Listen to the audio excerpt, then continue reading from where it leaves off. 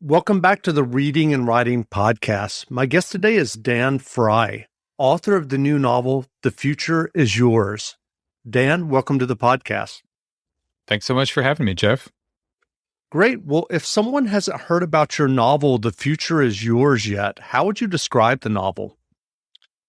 Yeah, I usually tell people that The Future is Yours is a tech thriller, sort of in the vein of Michael Crichton, but written in a style that is not what he's known for. It's set in modern day Silicon Valley, and it's basically about these two best friends named Ben and Advan, who are college dorm room buddies, and they're kind of in their early career in Silicon Valley, hustling and struggling to get by, feeling like they're meant for greater things in the world.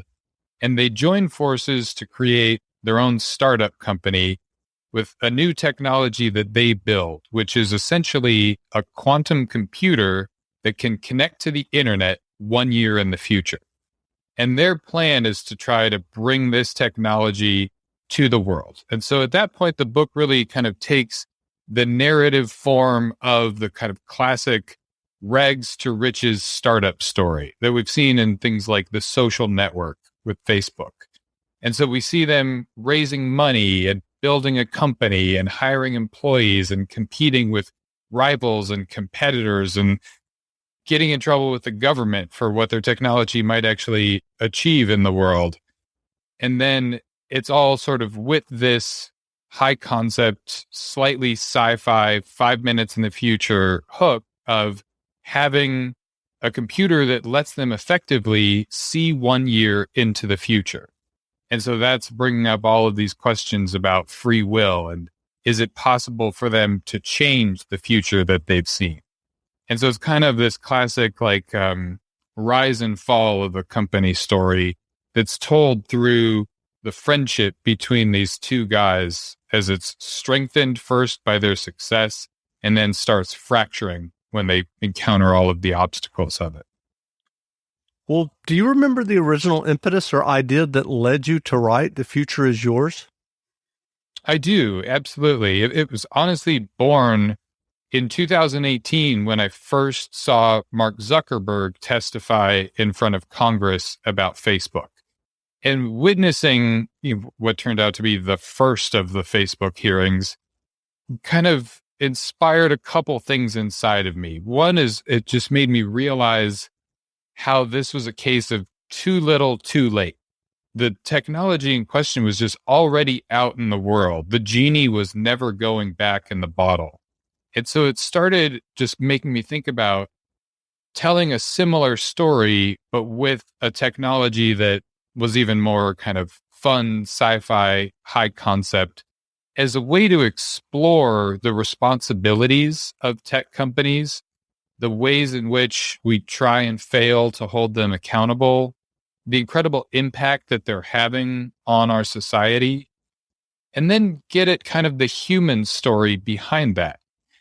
Because I think that, the people who create these technologies and release them into the world are not any sort of, Marvel villain masterminds trying to destroy democracy and ignite genocide or things like that. They're generally well-meaning, smart individuals kind of stumbling on these powerful new capabilities that revolutionize the world and create all these unintended consequences. So I saw those forces and it became the impetus for telling a story that would let me explore all of that lets people relate it to their lives, but with this kind of high concept element that I think just makes it more fun as a narrative. Well, to your point about the Facebook hearings, and I'm curious in terms of the research that you did and the thinking that you did as you were working on The Future is Yours. And I'm just curious, there have been recent documentaries, numerous articles, the hearings that you mentioned about social media's impact on modern American society, algorithms that were designed to trigger engagement and keep people clicking, the political disinformation that spreads lightning fast before these platforms can even stop it. And several articles and a award-winning podcast about the YouTube rabbit hole that led to many people being radicalized by the alt-right, that was attributed to YouTube's algorithm showing progressively more radical videos based on people's viewership. I'm just curious, where do you see all of this heading? Wow. The question of where it's heading is really a tough one to get into, ironically, for a book that's about seeing the future. But I think that basically the trajectory that we're on is essentially irreversible in terms of the fact that technology is going to continue to evolve and it's going to continue to have an even bigger place and impact on our lives. And so the trends that we've seen so far are people have more and more access to information, and more of the ways that we access that information and communicate with each other are controlled and mediated by a limited number of extremely large companies. That's been generally the trend that I think is dangerous and problematic, and that's led to things like what you referenced that's brought up in the Rabbit Hole podcast, which I just cannot recommend highly enough to anyone who's interested in these topics. Yeah, I agree. The problem there is there's just a single company, YouTube, that has a very simple market incentive to just get people to watch more videos. And it just turned out that a really effective way to do that was to show people political content and content that was a little bit edgier than sort of where they were looking for political content. And it turned out that it has this unintended consequence of radicalizing people. So sort of using that as a great example of the type of danger that exists through the proliferation of what were supposed to be innocuous information technologies, I think that we're going to have more and more potential for that kind of damage and danger in the future. My hope is that we're sort of in a sea change moment where there's a new level of awareness about the way that these technologies work and our relationship to them. You know, in the last few months, we've gotten that podcast, and probably even bigger is the Social Dilemma documentary, which I think was a real driver for people to look at their relationship to social media in particular, to recognize the way in which they're being controlled and manipulated by it. So I'll say my hope for the direction that these things are headed is toward a greater level of accountability for the companies that produce and release these technologies, and a greater level of awareness and being able to make conscious choices for individuals who are using these technologies, recognizing the costs of participating in social media and recognizing the ways in which our own thoughts, values, behaviors, political decisions are being shaped by these platforms so that we can start to regain some of the agency that we've effectively yielded to these technological platforms. Yeah, I agree. So what was your writing journey that led you to writing and getting The Future Is Yours published? Is this the first novel you've written? No, so this is actually my second novel, and I've been writing for many years. I mean, I've wanted to write since I was a child, and then I got into movies as a teenager and went to film school at USC. And so I've worked largely as a screenwriter for several years and have found that exciting and creatively fulfilling. But part of working as a screenwriter is doing kind of work for hire on other people's projects. You do a lot of projects that don't actually get released. And so I had a few years of working a screenwriting career, doing some good work where none of it got made and went out into the world. And that sort of led me back to an interest in writing fiction as a way to just have a little bit more ownership and control over the process. The first book that I wrote was called The Retreat. I did NaNoWriMo, which is National Novel Writing Month. If that's something that you're familiar with. Mm-hmm. So I did that as sort of a jumping off point to just sort of see if it was possible for me to write a book. And I didn't finish the entire book in the first month, but I got close enough that the end was in sight and I was able to finish the book by the end of that year. And I'd written a novel at that point. It was really exciting. I got an agent who took that out, and ultimately the book sold to Audible. And so it became an Audible original. And so it was available only in the audiobook format. But it was my first time having a book out in the world. And so that was really exciting and definitely got me hooked and got me interested in writing another one. And so Sure. The Future is Yours was, for me, kind of an even bigger swing in some ways, because The Retreat is very much written in a traditional prose style. And I was interested in doing something a little bit more interesting and fun and experimental. So The Future is Yours is written in a style that I call a digital epistolary. So the text is entirely made up of emails, text messages, transcripts of a congressional hearing, a portion of a doctoral thesis paper, all of these different types of documents kind of woven together. And so that was something that for the second novel I was writing was a challenge that I wanted to kind of undertake, was to do something in all of these different forms of writing woven together to tell this tech thriller story in a way that I'd never seen before. So it's my first book that is out in the world in physical form, so to speak. I had the first experience of my life this past weekend going to a bookstore and actually seeing it in person and signing a bunch of copies. So that was And great. how did that feel? It was wonderful. It was funny because my wife and I, with our baby, we walked up to the store and they had a bunch of copies on display out in the window, along with an announcement of a virtual event that I was doing.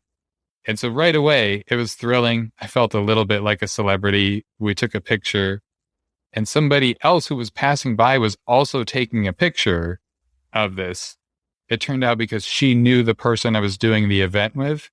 But so even more so, I felt like a celebrity that people are just walking by taking pictures of my book as I'm seeing it, as though that's constantly happening around the world. It was really great. And it's a beautiful book. I think the design is simple and the cover looks great. And for me to just sort of hold that physical object is really a fulfillment of a childhood dream. That's wonderful. So you mentioned this epistolary format. Was the book always in your mind in that format, or did you originally try a straight narrative?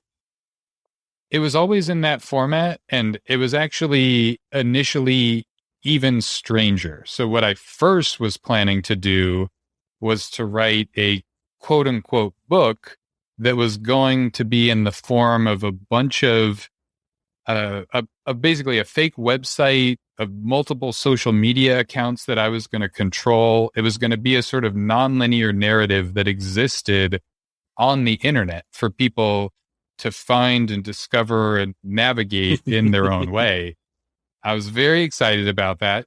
My wife, who works in social media, pointed out to me that it might be challenging to get people to find it or navigate it in any coherent way. And she knew there was a story and characters that I was excited about. And there might be one person that even got the experience that I wanted. And so I scaled back the ambition of that experiment to some extent and decided to sort of translate that approach into a linear written book. And I think as a result, it will be able to actually reach a lot more people, which is for the best. That's great. Well, I should note that your novel, The Future Is Yours, that we're discussing is in development at HBO Max. What's the current status? So the project, so again, I mentioned I started working largely as a screenwriter, and so I'm continuing to work on the adaptation. It's something that we sold kind of late last year. So there's a director attached. His name's Anish Chaganty. He directed the film Searching and the film Run, which are both fantastic. There's a producer, Matt Reeves, who's doing the latest Batman movie currently.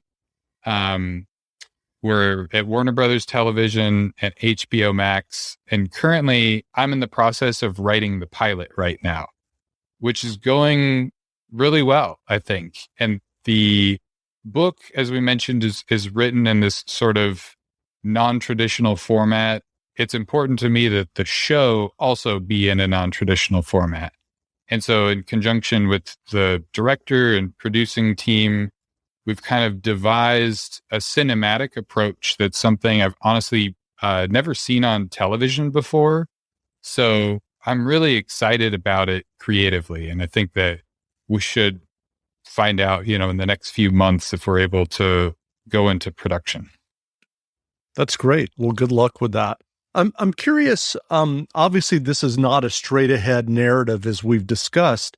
In traditional prose. I'm curious what has been the difference between writing a screenplay and writing your first novel, The Retreat, which, as you said, is an Audible original, and now The Future Is Yours. What for you is the difference sitting down to write a screenplay versus writing a novel?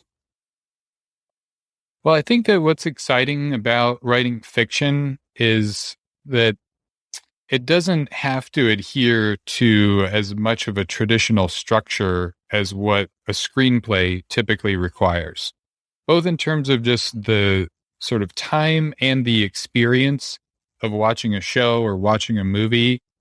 There is very much a sense of the sort of 3-act structure that the story needs to break down into, the types of characters that we have and how we meet them and how we develop that story. I've found that there's a lot more opportunity to kind of break from that form in writing fiction.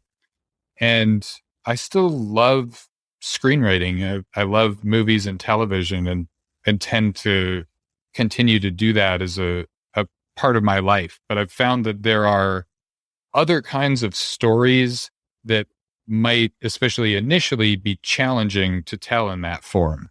And they're things that deal with kind of bigger ideas.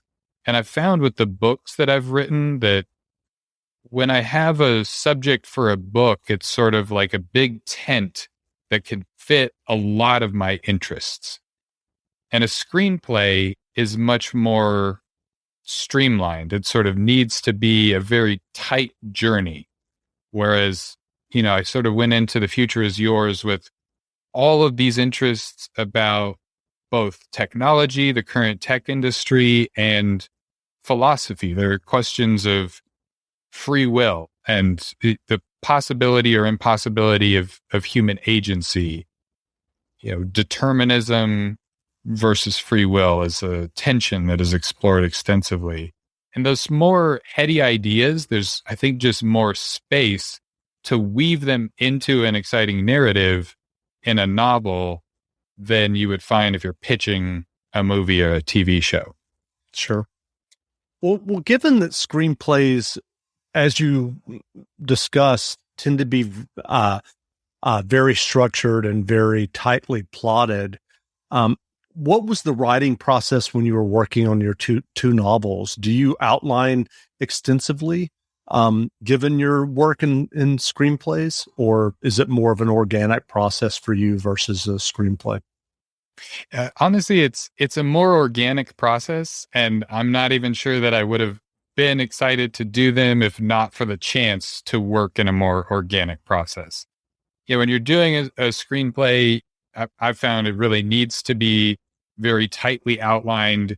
You need to get feedback on the outline, and then it can feel creatively limiting to sort of flesh out that outline that you've already built.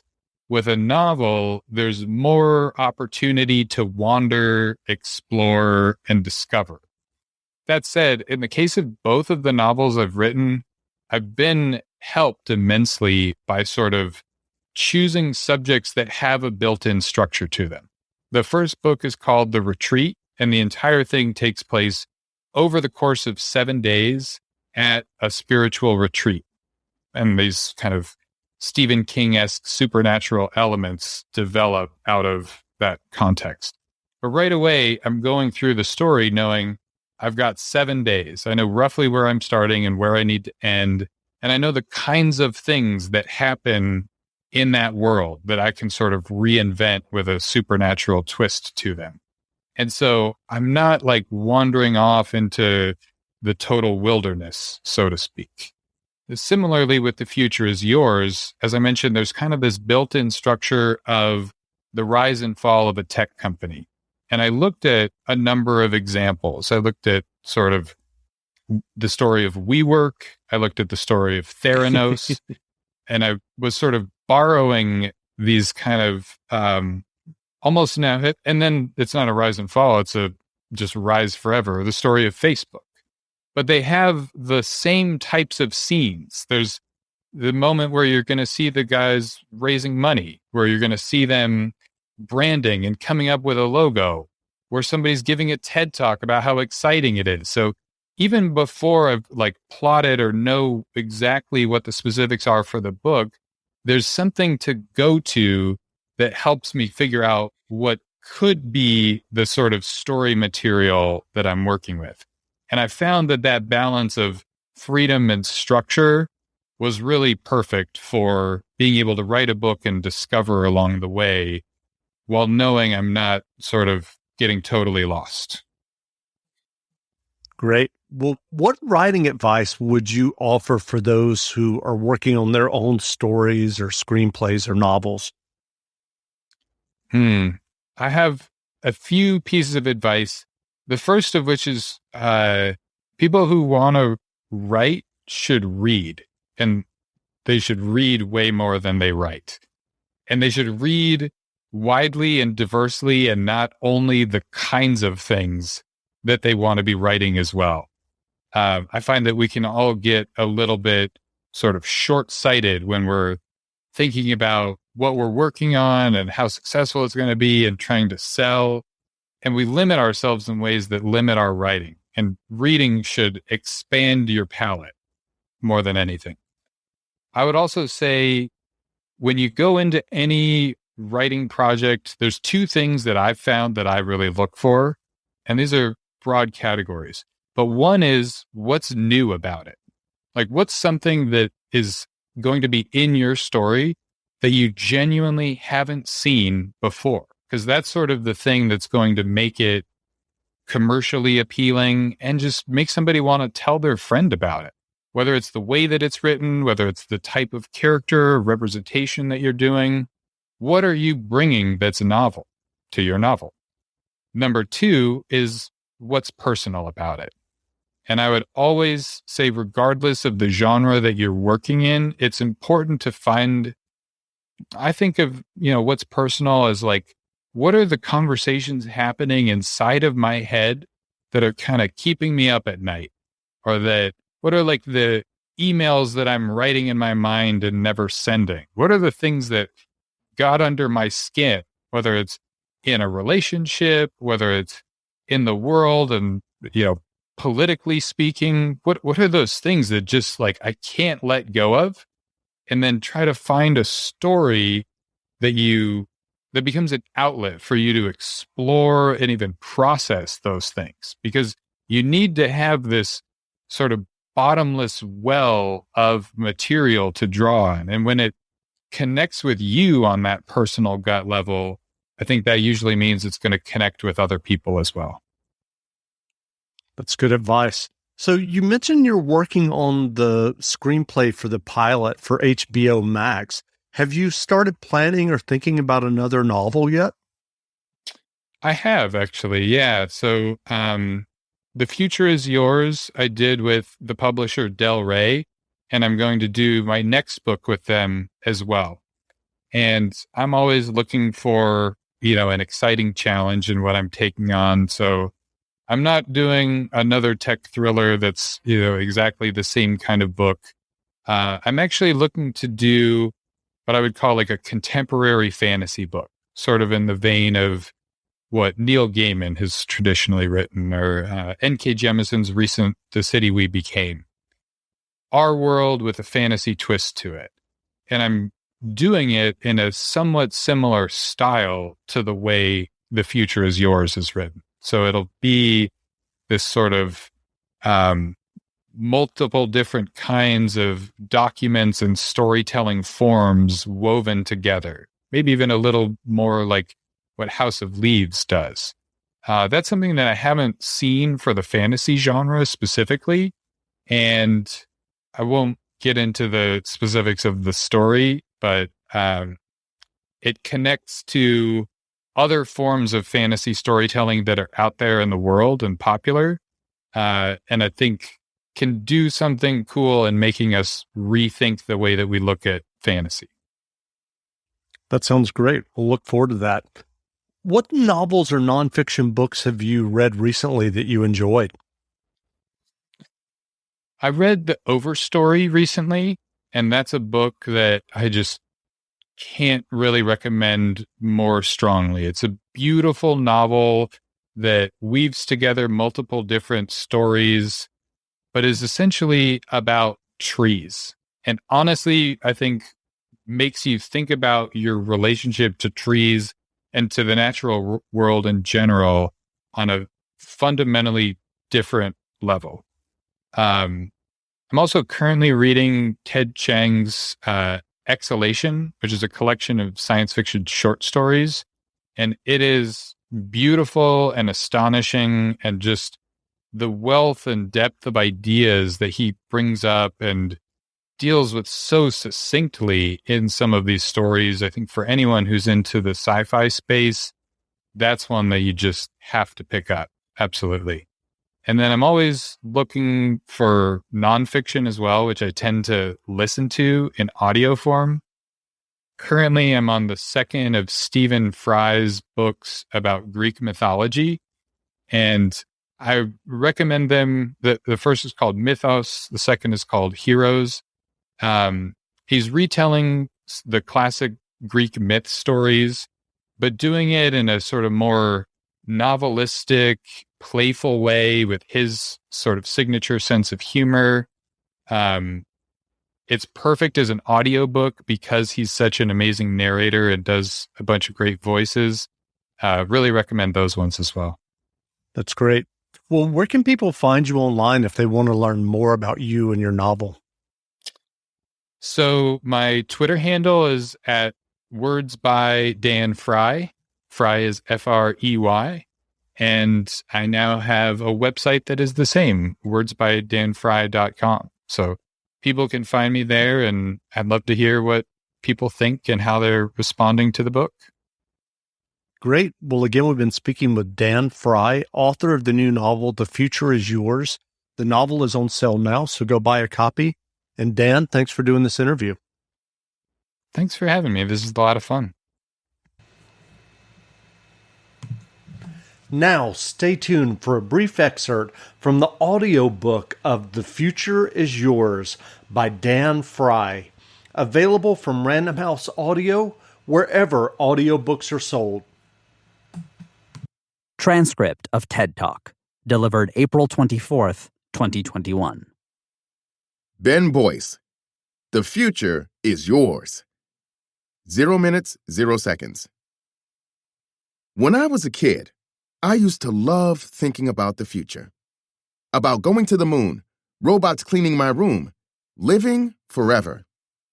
But when I was 12 years old, my mom got cancer. And all of a sudden, I wasn't dreaming about the future anymore.